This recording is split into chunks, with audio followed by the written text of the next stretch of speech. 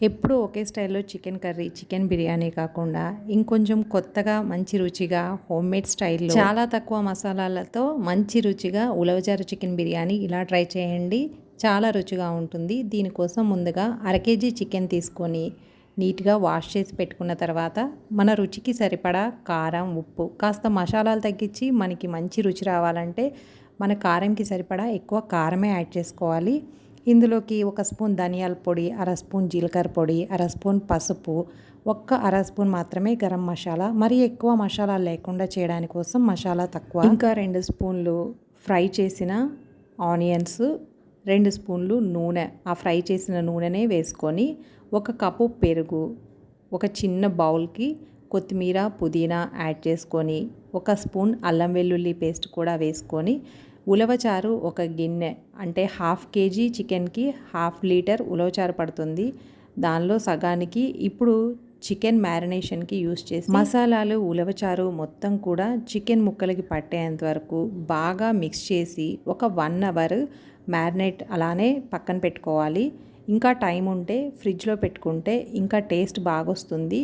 మొత్తం మసాలాలు కూడా ముక్కకి బాగా పడతాయి, త్వరగా బాయిల్ అవుతుంది. ఒక గంట తర్వాత స్టవ్ ఆన్ చేసి అందులో బియ్యం ఉడకబెట్టుకోవడానికి వాటర్ తీసుకొని బిర్యానీ డ్రై స్పైసెస్, రుచికి సరిపడా ఉప్పు, రైస్ వరకు రుచికి సరిపడా ఉప్పు, ఇంతకుముందు చికెన్ వరకు ఉప్పు వేసుకున్నాము. ఇందులోకి ఒక స్పూన్ అల్లం వెల్లుల్లి పేస్ట్, ఒక స్పూన్ నూనె వేసుకొని బియ్యాన్ని ముందుగానే నానబెట్టుకున్నాము. ఇంకా రా చికెన్ తీసుకున్నాము. అది కూడా బాయిల్ అవ్వాలంటే రైస్ కొంచెం పలుగ్గా ఉంటేనే మనకి పర్ఫెక్ట్గా 2 బాయిల్ అయ్యేటప్పటికి మెత్తగా లేకుండా రైస్ కూడా పొడి పొడిగా వస్తుంది. ఇలా ఉడకడం స్టార్ట్ అయిన టైంలోనే రైస్ మొత్తం ఫిల్టర్ చేసి మనం ఆల్రెడీ చికెన్ మ్యారినేట్ చేసి పెట్టుకున్న దానిలో లేయర్స్గా స్ప్రెడ్ చేసుకొని ఎక్కువ గీ వేసుకుంటే రైస్ కూడా పలుకుగా ఉంటుంది. ఇక ఈ చికెన్ని ఫస్ట్ ఏదైనా ప్యాన్ పెట్టుకొని మందపాటి ప్యాన్ పెట్టుకొని దానిపైన గిన్నె పెట్టి ఇప్పుడు రైస్ ఫిల్టర్ చేసుకోవాలి. అలా హాట్ వాటర్లో ఎక్కువ టైం ఉంచితే రైస్ మెత్తగా అయిపోతుంది.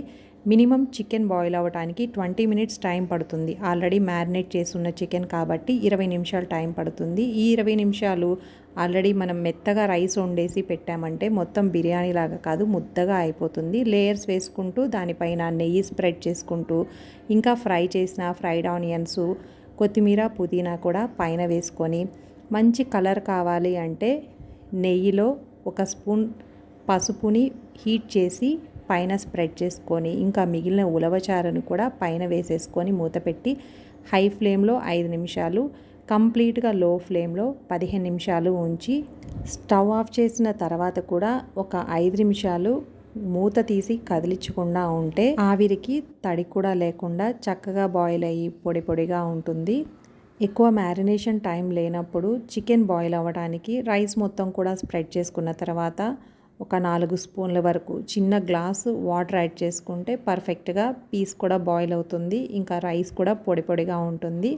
మీకు ఈ వీడియో నచ్చితే తప్పకుండా లైక్ చేయండి, షేర్ చేయండి. మరిన్ని వీడియోస్ కోసం ఛానల్ని సబ్స్క్రైబ్ చేయండి. Thanks for watching.